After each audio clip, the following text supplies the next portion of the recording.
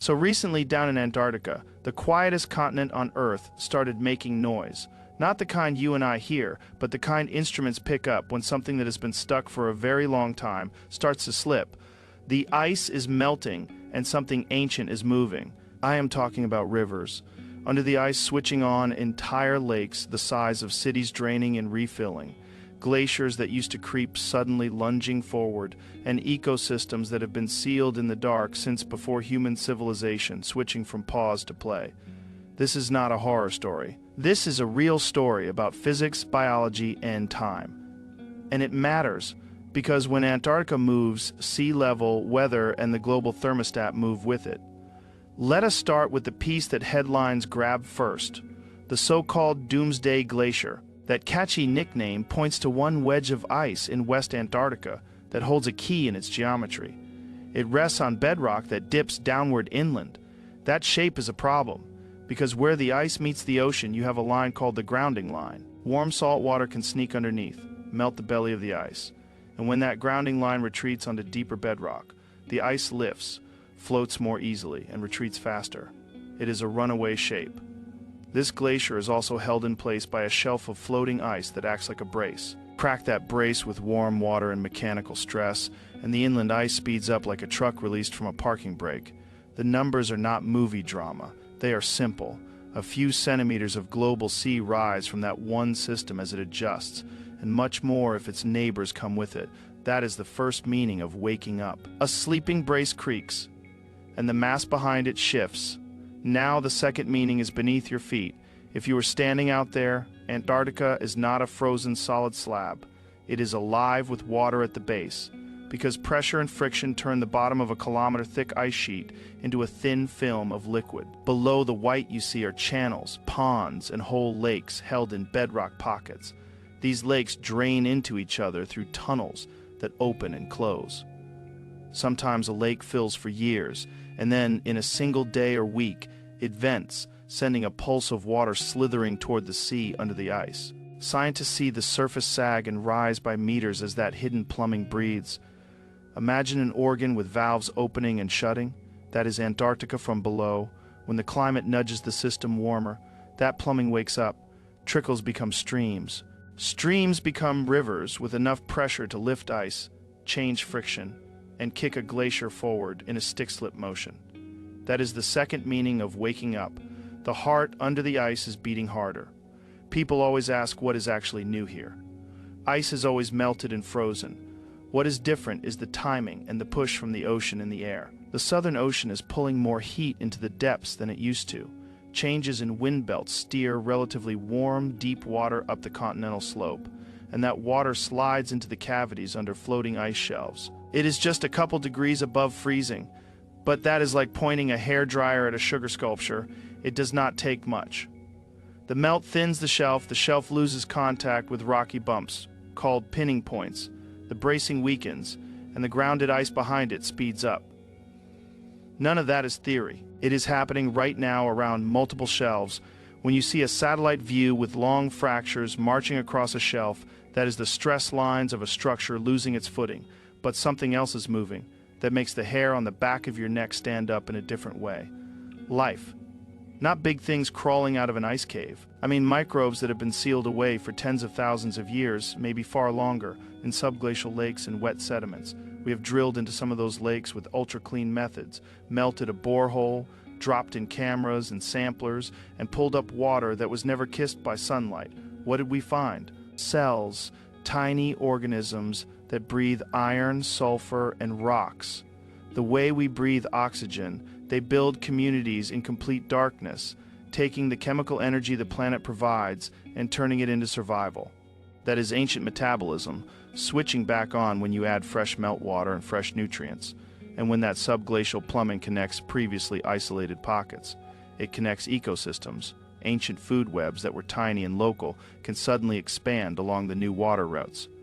That is another way Antarctica is waking up. It is not just ice dynamics, it is ecology. Now take that thought and pull back to the coast. When hidden rivers dump out from under the ice sheet into the ocean, they carry dissolved minerals, old organic carbon, and iron.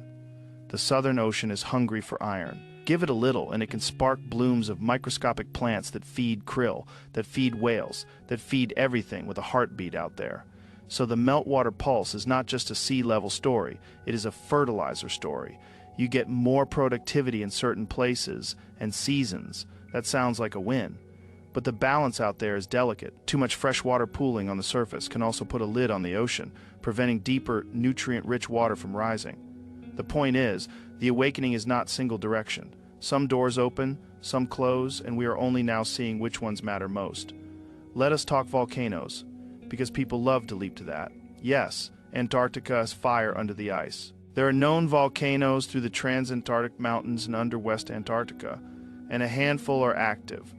There is a long-lived volcano that has a lava lake at its summit and keeps a steady watch over a coastal research town. There is also a region in West Antarctica where heat flow from the crust is elevated, likely from a plume of warm rock rising from deep within the earth. That extra heat from below helps keep the base of the ice sheet slick. It is part of why the ice streams there are so fast. Are the volcanoes waking up because the ice is melting? The relationship is more subtle. Take weight off a crust by removing ice, and you can encourage faults to slip and magma to move. But that is a slow pressure release. You should not imagine 1,000 dormant cones suddenly erupting in a chain reaction. What you should imagine is a base that was already warm and watery, getting even more lubricated as the surface climate adds its push from above. Ice is sensitive when heat comes from both sides. Another ancient thing moving is the ground itself. Ice is heavy. Crush a continent with a blanket of ice for 100,000 years, and the rock flows down. Pull that blanket off, and the rock rebounds up.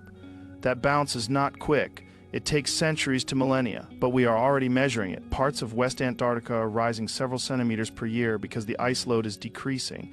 That rebound changes the tilt of the land, which can change how water routes under the ice, which feeds back into how fast the ice drains. It also changes stress on faults. You would not feel those small earthquakes in your boots on the surface, but the ice does. Think of a table where you shave a little wood off one leg. The surface shifts, and everything resting on it finds a new posture. I want to ground this with one specific place, so this does not stay abstract. Imagine the front edge of a huge floating ice shelf that sticks out into the ocean, like a tongue. It is held in place partly by friction with islands and underwater bumps. Now imagine cracks forming parallel to the front edge for years. Those are like stress fractures in a windshield. Then a diagonal crack connects them, and a chunk the size of a small country peels off and drifts away as an iceberg with a name. That calving is normal to a point, but when you see it paired with thinning retreat and warmer waters undercutting the shelf, that is not a healthy cycle. Lose enough shelf and the inland ice speeds up. You have seen this story before on the other side of the peninsula, where entire shelves splintered and vanished in a season, releasing glacier pipes that then accelerated 2 or 3 or 5 times. The shelf was the doorstop. The doorstop fell and the door swung. Know the part that feels like science fiction but is not. Inside those subglacial lakes, we do not only find microbes, we find old gas, methane trapped in sediments, nitrogen and oxygen in bubbles, relics from the last time that water saw the sky, far back in time. Stir that pot by changing pressure and temperature, and some of that gas leaves the system. Does that mean Antarctica is about to burp a planet-changing cloud of methane? No. The measured releases so far are small compared to what comes from warmer wetlands and northern permafrost. But the existence of that store reminds you how much ancient carbon and gas the cryosphere keeps on tap. It is a bank of the old world. As it wakes, some of those accounts start moving. There is also a health angle that is not fear-mongering, just adult thinking. When you open environments that have been closed for a long time, you meet organisms our immune systems have not seen, and that may carry traits we do not expect. The teams that drill these lakes are obsessive about cleanliness. They sterilize equipment, use filtered and ultraviolet treated meltwater to drill, and monitor for contamination. That is not paranoia, that is respect. The last thing anyone wants is to seed an untouched ecosystem with modern bacteria, or to pull something up and lose control of it. So far, the story is good. The microbes we find are mostly doing what microbes have done everywhere for billions of years, eating what is around and making a living. But it is part of the larger idea. Waking up comes with rules. Let us climb back into the big picture. The awakening of Antarctica shows up in satellite time-lapses coastlines that were clean lines becoming ragged, shelves that were steady becoming cracked mosaics, and flow lines that were slow becoming quick. It shows up in radar as basal water pockets migrating. It shows up in seismometers as icequakes when glaciers lurch. It shows up in skiers and pilots reporting melt ponds forming on shelf surfaces where they did not used to. It shows up in Southern Ocean salinity patterns as fresh water lenses freshen the surface. Every one of those things ties back to that first sentence we started with. The ice is melting, and something ancient is moving. Why should someone far from the Southern Ocean care? Because the sea does not ask who voted for what. Add meltwater and you raise the baseline for every coastal city. Even a slow, steady rise matters during storms, because surge rides on top of whatever the baseline is. Higher baseline, deeper floods, salt water crossing lines. It did not cross before. That plays out in ports, in marshes, in neighborhoods that have never had water in the basement, and that is just sea level. The Southern Ocean is the lung of the planet, pulling carbon dioxide into the deep and bringing up nutrients that feed the rest of the ocean. Change the ice and you change the breathing pattern. That comes back to you as weather. You can feel, and food supply you can count. Do not get lost in doom. One of the reasons I love this story is because it is not only a warning, it is also a mind bender in a good way. Under a kilometer of ice is a whole other world. Rivers, lakes, microbes, even strange animals stuck to rocks beneath shelves, where there is no sunlight feeding on stuff that drifts by in cold currents. Humans have barely started exploring that. We have lowered small robots down boreholes into black water cavities and seen pale creatures scuttle past the lights. We have flown under ice shelves with torpedo-shaped drones that map the ceiling where warm water eats away at the ice from below. Every new tool peels back another layer, and the planet keeps saying, "You thought this was a dead, frozen lid." It is not. It is a dynamic cap on a living machine. There is a psychological part of this too. Antarctica has always been the map margin. Old maps called it terra incognita, land unknown. When you watch the footage from a field team camping on the ice sheet, white to the horizon, wind like a constant low growl. It feels like nothing changes there. But the instruments in the time-lapse show the opposite. It is changing fast. That contrast can mess with your head. So when you hear people argue about whether the change is natural or human-driven, remember the simple ingredients. Greenhouse gases trap more heat. The ocean soaks most of it. Winds shift deep water, carrying that heat slides into places it could not reach easily before. That heat eats ice from below. Air temperatures push from above in summer, especially when dark melt ponds form and soak up more sunlight. It is a system. You do not need a villain to see why it is waking. I want to hit one more angle that people skip: logistics. The continent is protected by a treaty that says no one owns it, and it is for peace and science. That is one of the finest things humans have ever agreed on, but interest is growing in what sits around it. Fisheries, tourism, even whispers about minerals locked under the shield. When ice retreats, access changes, ships go where they could not. If we are not careful, the awakening becomes a feeding frenzy. Do it right, and it becomes a global project in restraint. Keep the drilling clean, keep the fishing sane, keep the tourist footprints light. The most dangerous thing under Antarctica is not a creature. It is our own appetite. You might be wondering what the timeline looks like for the biggest movers. The honest answer is decades, for some shelf changes and longer for full ice sheet responses, with bursts when thresholds get crossed. The systems there do not slide smoothly. They jump when a pinning point is lost, when a lake drains, when a new ocean channel finds the underside of a shelf. That is why updates feel like calm followed by drama.